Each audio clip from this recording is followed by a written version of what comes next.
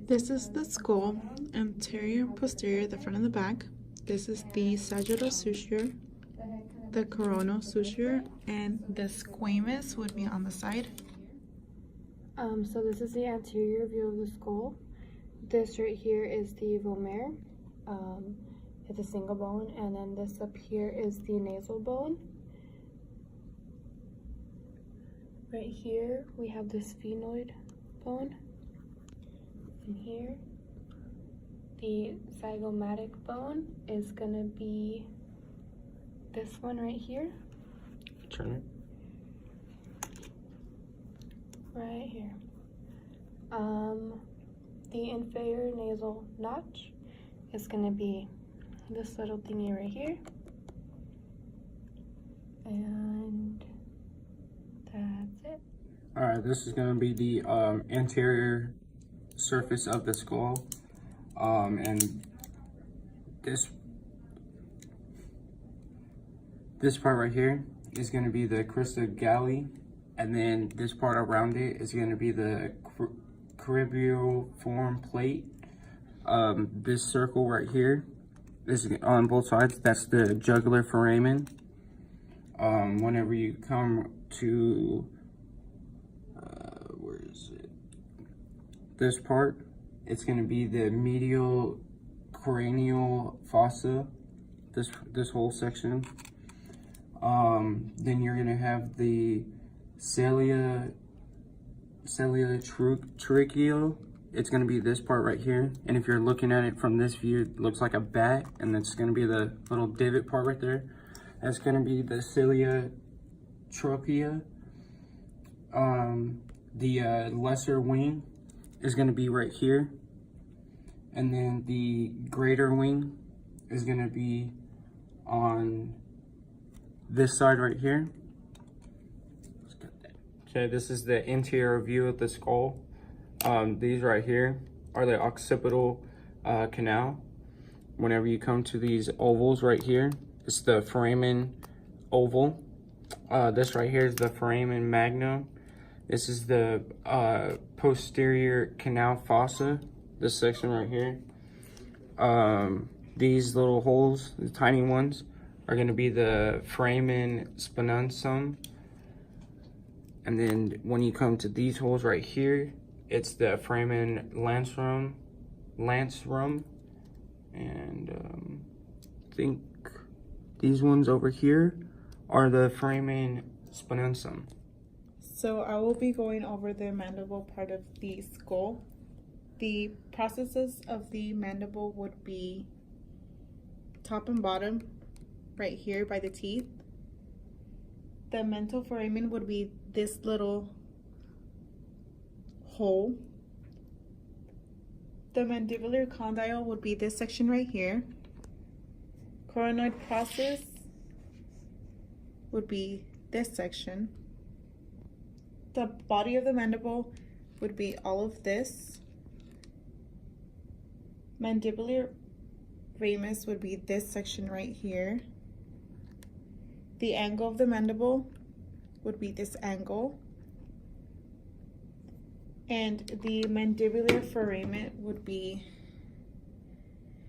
this divot in the inside. Okay, so part of the ethmoid bone is the superior and middle nasal conchae. This one right here on the top is going to be the middle nasal conchae, and then this one on the bottom is the superior conchae. And then another part is going to be the cribriform plate, which is going to be this around here. That's around the crista galli, which is this. Okay, so the maxillae has a few different parts. This hole right here is called the infraorbital foramen, and then this right here is going to be the palatine process, just about here. And then right here, this hole is the incisive fossa. Right there. Okay, this is your lateral external view of the skull. This right here is going to be your cranial sutura. It goes all the way around. Then you're going to have this one right here. It's called your squamous sutura. Then this one back here is called your lambdoid sutura. this right here is going to be your zygomatic process of temporal bone. Then this hole right here, where this articulates with, is going to be your external acoustic mentos. Then this is going to be your no, it's this right here that is going to be your mastoid process. Then this point down here is going to be your stylus process. Then this right here is your mandibulary condyle. This is going to be your, or no, this right here is going to be your mandibulary notch. This is going to be your mandibulary angle. This is going to be your mandibulary ramus. Then you're going to come up right here and you're going to see your zygomatic bone. This right here, this hole is going to be your mandibly. This is going to be your maxillae. Then you're going to have your nasal bone. So this will be part of the temporal bone. This hole right here is the external acoustic meatus. The styloid process would be these two pointy ones. The mastoid process is this area here. The stylomastoid foramen would be the holes right underneath the styloid processes. The mandibular fossa is this divot right here. The carotid canal are these two holes right in here. The zygomatic process is this area here. The squamous suture is right here. The lambdoid suture is this line here. And the occipital mastoid suture is the line that goes down to the occipital area. And the internal acoustic meatus is this hole inside.